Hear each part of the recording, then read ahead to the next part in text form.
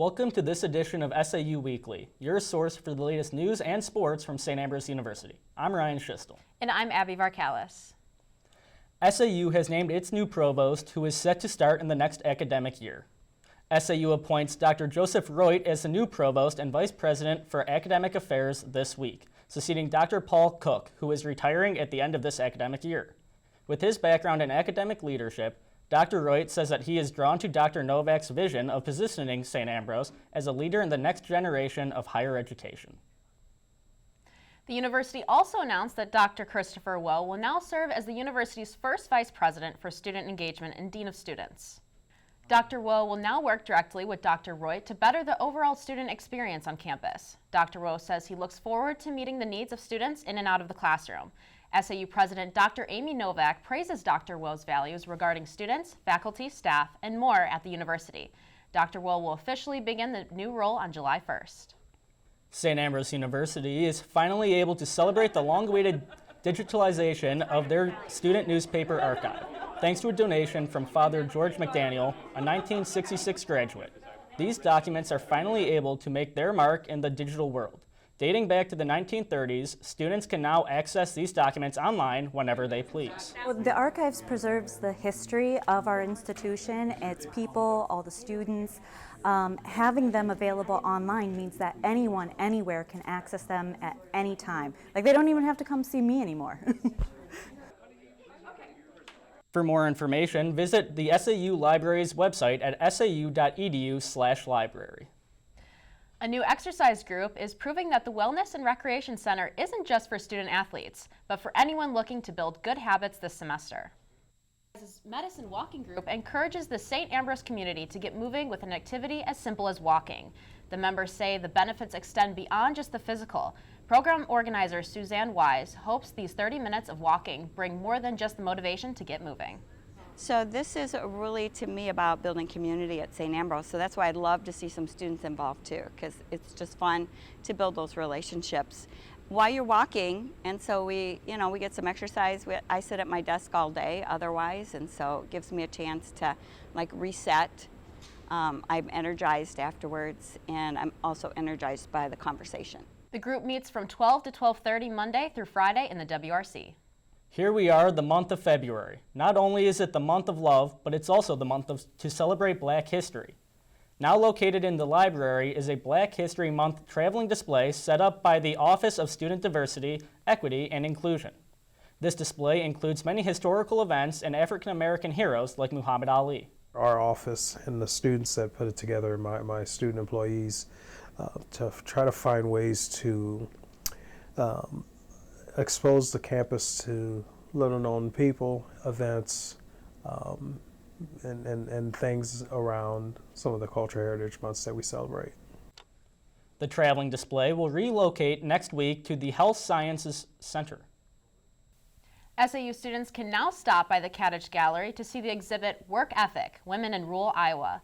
Presented by Christine Hakans, it features photographs from Belmond, Iowa that spotlight small towns. Students who attend the gallery will leave with a deeper appreciation and understanding of the arts. If you look around here while it's still going on, there's a lot of portraits of people staring directly into the camera. They're not candids.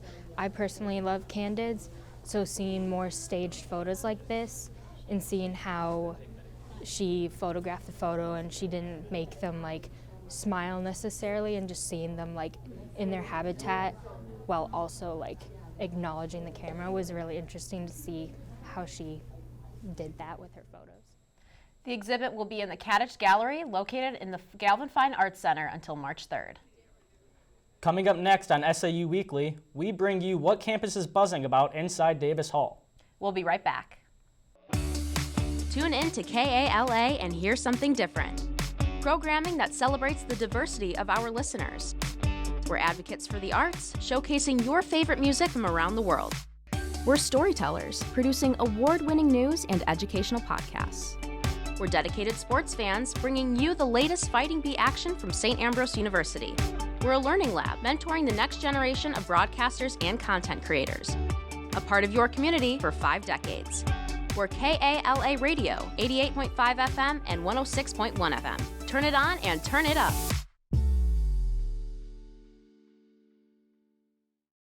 Tucked away inside Davis Hall is an exciting resource for students that few may know about. SAU Weekly's Abby Varkalis takes us there in What's the Buzz?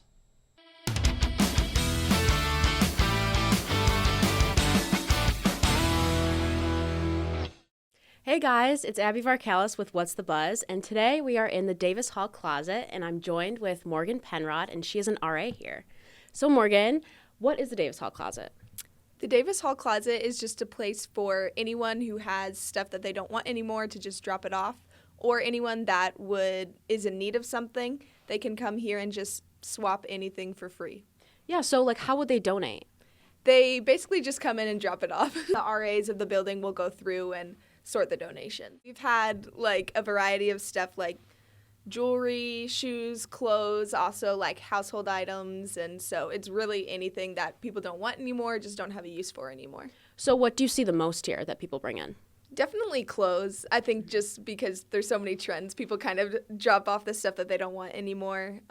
But yeah, definitely clothes. Besides the clothes and everything, we also have a lot of books that anyone can take at any time, and it's a lot of school supplies and everything, which is really, really cool. Have you ever taken anything from here, the book section? I did. I took a notebook from here because I hate buying notebooks just to use a fourth of it. So I took a notebook from here that I'm using, and it's really helpful. Yeah, and that's so convenient too, because I always need notebooks, and I feel like everyone always needs notebooks or school supplies.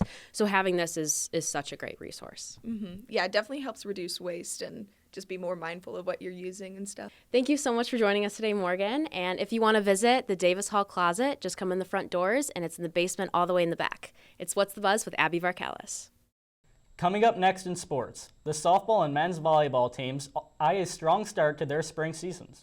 And the Fighting Bees welcome a new esports director. We introduce you to the new coach, Mitchell Patchett. Join SAU Weekly's Claire So as she takes you inside SAU athletics. Stay tuned. The theater department at St. Ambrose University offers a wide variety of creative outlets that anyone can enjoy. There are main stage productions each semester and even fail-safe, where you can be creative in a safe and supportive environment. Theater isn't all about performing. There's stage managing, light and sound, Costuming, props designing, set design. Theater is all about learning new things and creating new experiences. SAU Theater, where there's a place for everyone.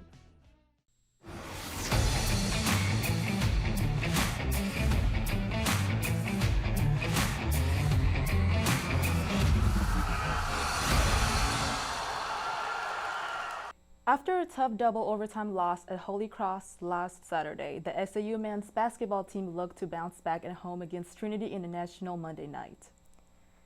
To LOHMAN Arena we go. We start things off with a nice left-handed layup by freshman Ignacio Dacunda. Jake Friel followed Dacunda's lead, beating his man to the rim for the lefty lay-in. Then, guard Will Spriggs beat a last-second defender to the rim with his right hand, which got some applause and cheers from the crowd.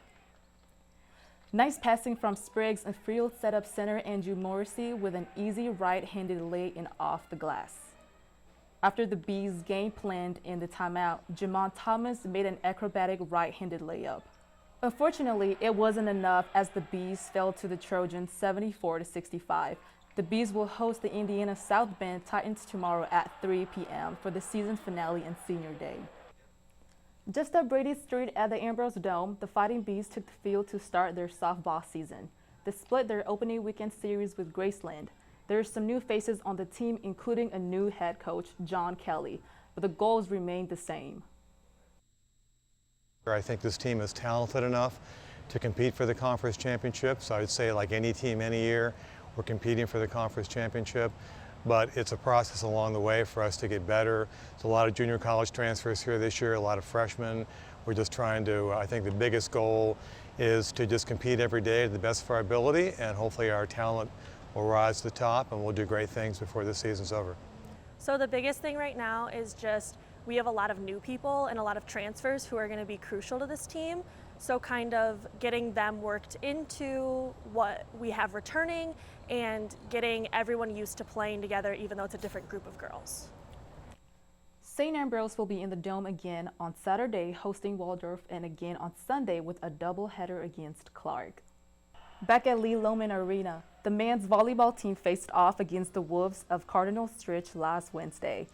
After dropping the first set, the Fighting Bees fought back. it was self-inflicted wounds by the Wolves. Strong game planning and powerful hitting by the Bees led to a 3-1 win. Head coach Ray Green likes what he sees and hopes it will lead to future success. Talk was, let's make sure that they earn their points versus us giving them their points. Right? Overall in the conference, that keeps us in the top 4, top 3 as well. So it just helps us build some momentum. We'll have some time to keep working on things, improving on details, and just, getting tighter as a team. Following last night's loss against Calumet, the Bees will host St. Xavier Monday night. Switching now to esports, the Fighting Bees welcome a new director to lead their team. SAU welcomes Mitch Patchett as the new esports director. Having coached League of Legends at Shawnee State University, Mitch is ready to take on a new challenge. He says growth is his reason for choosing SAU and hopes to see it in everyone on the team. This program has a great foundation. I want to shift this into what feels like more of an athletic program and not just an esports program that's separate from the school. I want to be able to push these student athletes to their limits academically, socially, as teammates, as players, and overall just develop well-rounded young esports professionals. The SAU esports teams compete every week, and you can find their games streamed on twitch.tv. Taking a look at our home sporting events this weekend, on the hardwood, both women and men's basketball team are playing Indiana South Bend. Women will hit the court at 1 p.m. and the men at 3 for their senior night. On Saturday, women and men's track and field are hosting day 2 of the CCAC Indoor Championships. And on Sunday, the SAU cheer team will host their co-ed cheer showcase. And they'll do it for Inside SAU Athletics. I'm Claire So. That's all we have for you on this edition of SAU Weekly. We'll be back next week with the latest news and sports from St. Ambrose University. Remember to check out the SAUtv Facebook and Instagram pages for our newscasts, top stories, and more. You can also find them on the Hive at SAUthebuzz.com. Thanks for watching.